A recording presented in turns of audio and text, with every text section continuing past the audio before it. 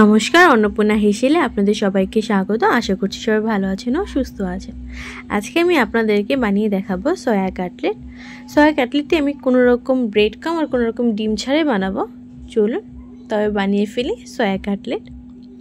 Soya cutlet বানানোর জন্য এখানে আমি নিয়েছি ব্রেড আর নিয়েছি এখানে সয়া। আমি আজ খুব সিম্পলভাবে সয়া কাটলেটটি বানাবো। আপনারা ঘরে অবশ্যই এটা ঘরোয়া উপকরণ দিয়ে বানাতে পারবেন। এখানে আমি নিয়েছি 3টে পেঁয়াজ, 2টো আলু, কিছু রসুন ও আদরক। এখানে আমি ব্রেডটাকে একটু ভিজিয়ে এবং হাতের সাহায্যে একটু করে নিয়েছি। রসুনটাকে গ্রেট করে নিয়েছি, আদাটাকেও গ্রেট করে নিয়েছি, পেঁয়াজটাকেও গ্রেট করে নিয়েছি, আর নিয়েছি কাশ্মীরি রেড চিলি পাউডার। আর সয়াটাকে এভাবে গরম জলে ভিজিয়ে ওটাকে গ্রেট করে নিয়েছি, আর সয়ার সাথে আলুটাও চটকে নিয়েছি। এবার আমি যে ব্রেডটা ছিল ব্রেডটাকে সয়াটির সাথে মিশিয়ে ভালো করে মাখিয়ে নেব। প্রথমে এখানে দিয়ে দিচ্ছি আমি গ্রেট করে রাখা পেঁয়াজ, আদা, রসুন ও কাশ্মীরি রেড চিলি পাউডার।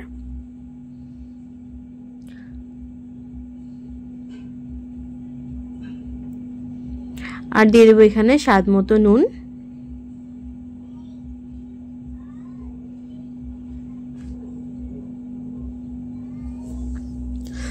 আর এখানে ব্যবহার করেছি আমি সামান্য গরম মশলা পাউডার আর একটু ভাজা জিরে।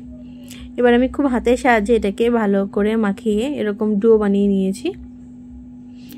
এবার এটাকে আমি 10 মিনিটের মতো রেস্টে রেখে দেব।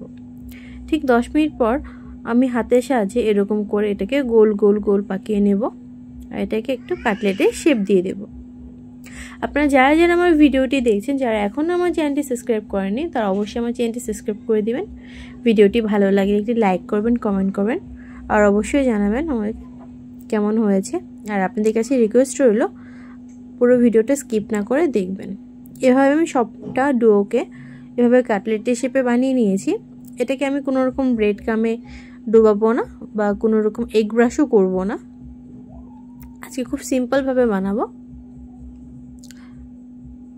এতে একটু টেস্টটা অন্যরকম লাগবে, আর যেহেতু একটু খুব কোনো ধরনের ব্রেডকে আমি ডিপ করব না আমি, তো এটা ভাজতে তেলটাও খুব কম লাগবে। আমি এখানে একটি ফ্রাই প্যান বসিয়ে দিয়েছি। আর এখন তো অনেক গরম পড়েছে, আর অনেকেই আছে যারা হেলদি ডায়েট মেনটেন করি অথচ একটু ভাজা বড়া খেতে ইচ্ছে করে, তার আপনারা চাইলে এইভাবে একটু অয়েল ব্রাশ করে সটে করে নিতে পারেন। এখানে আমি ছয়ের যে কাটলেটগুলো বানিয়েছিলাম তা এক এক করে সবগুলোকে দিয়ে দিয়েছি। এবার একটি সাইড ভাজা হয়ে গেলে আমি এভাবে খুন্তির সাহায্যে উল্টে পাল্টে ওটি অপর সাইডটিকেও ভালো করে ভেজে নেব। তো আপনারা যারা হেলদি ডায়েট মেনটেন করতে চান তারা অবশ্যই এভাবে সয়া কাটলেট বানিয়ে খেতে পারেন। এটাও খেতে খুব দুর্দান্ত হয়। অবশ্যই আপনাদের সাথে পরে একটি ভিডিওতে ব্রেড ক্রাম্ব দিয়ে এগ ব্রাশ করে অবশ্যই ওটা আপলোড করব। কিন্তু এটাতে ব্রেড ক্রাম্ব ইউজ না করলেও এটাও খেতে খুব দুর্দান্ত হয়।